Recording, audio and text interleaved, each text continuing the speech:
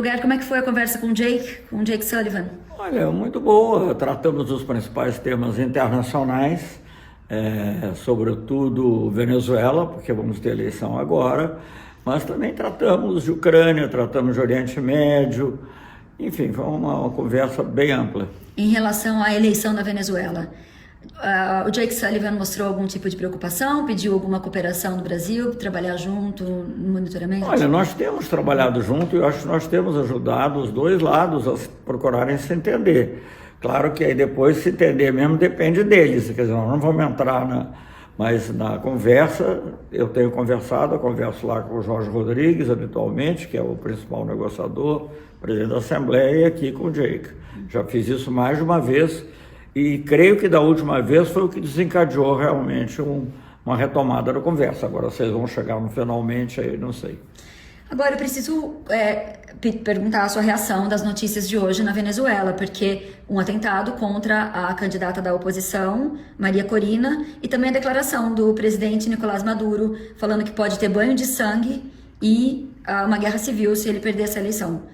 O que o senhor avalia dessa Olha, evidentemente eu não acho essa uma expressão feliz, mas acredito que tenha sido um arrobo sem consequências. Não acredito que vai haver banho de sangue. Eu acho que as pessoas estão conversando.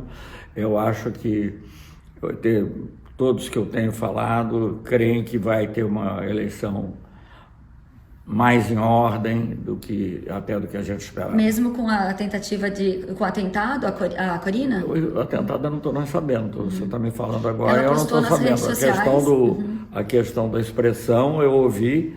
Obviamente não acho uma boa expressão, mas eu colocaria isso como uma falha de comunicação mais do que como uma ameaça real. Mas é uma declaração forte, faltando 2 semanas, 1 semana e meia para a eleição, não? É uma declaração, volto a dizer, que não é desejável esse tipo de declaração, né?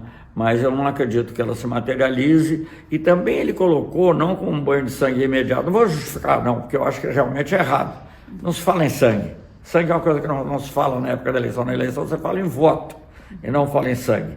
Mas eu tenho a impressão, sendo, digamos, talvez um pouco compreensivo, que ele estava se referindo no longo prazo, a luta de classes, coisas desse tipo, coisa que também, de qualquer maneira, eu não deveria falar. Ministro, em relação à guerra na Ucrânia, guerra em Gaza, a gente sabe que aqui dentro do governo americano, a gente vê o governo falando que o Brasil em muitos momentos não ajuda com as declarações do presidente e mesmo com as defesas, né, que, como o senhor estava me dizendo, pragmáticas, mas que aqui eles acham que é tomada de lado. Como é que foi a conversa em relação à Ucrânia e Gaza, se teve alguma abertura em relação às suas propostas também aqui? Bom, olha, Gaza nós apenas comentamos, eu não fiz nenhuma proposta, não chamei nenhuma atenção. Com relação apenas lamento o que está acontecendo e acho que o governo de Israel está fazendo muito mal a Israel, além dos palestinos, naturalmente. Eu fui muitas vezes a Israel, conversei com os dirigentes de Israel, com o Ehud Olmert, com o Sharon, com a Tzipi Livni, com muitos, obviamente com o Shimon Peres, mas o Shimon Peres era presidente, não tinha tanta influência, e até com o Netanyahu. Mas o Netanyahu chegou a nos pedir, e eu fui incumbido de ver a questão da fronteira com a Síria. Mas, infelizmente, agora é uma questão que eu não sei se mistura outros aspectos. Eu não vou usar as palavras que eles usam e têm usado, porque eu sou formado em diplomacia e não uso expressões como algumas que o governo israelense tem usado. E em relação à Ucrânia? Não, em relação à Ucrânia, o que eu mesmo falei do acordo que eu assinei com o Wang Yi, ele conhecia, evidentemente, o Wang Yi, ele é ministerial, mas ele também tem o meu cargo, ele acumula os 2 cargos.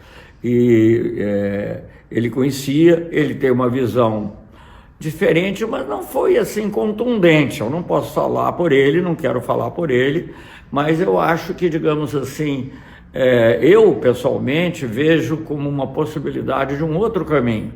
Houve um caminho, não deu certo, chegou num beco sem saída. Agora nós temos que procurar um outro caminho que aproxime a conversa entre os dois, que faça com que eles busquem o entendimento. E países amigos de um lado e de outro, e às vezes dos 2 lados, podem ajudar nisso, né? Eu acho que é isso, que em inglês eles têm uma expressão proximity talks, quer dizer, você conversa com um, conversa com o outro, até eles chegarem. Até eles chegarem a um ponto comum. Eu acho que é isso que a gente tem que tentar fazer. Não é fácil, isso não elimina o erro que a Rússia fez ao atacar e Agora, eu também critico muito uma expressão que é muito usada aqui, que é rules-based order, a ordem. Que regras são essas? Quem que escolhe quando? Para nós, o que vale é o direito internacional. A Rússia errou, do ponto de vista do direito internacional, como os Estados Unidos erraram também na época do Iraque.